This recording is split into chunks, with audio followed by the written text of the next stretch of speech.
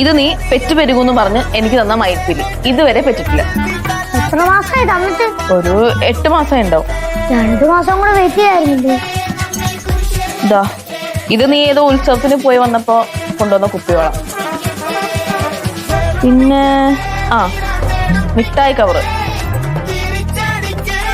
ഇതാ ഇത് നീ ബനാറസിൽ നിന്ന് ഓർഡർ ചെയ്ത് വരുത്തി എന്ന് പറഞ്ഞ മുത്തുമാല.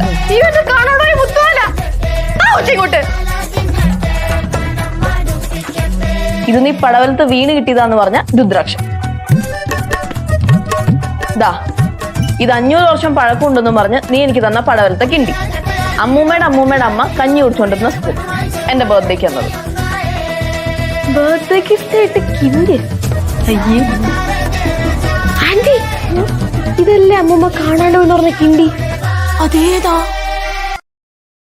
Download ShareChat.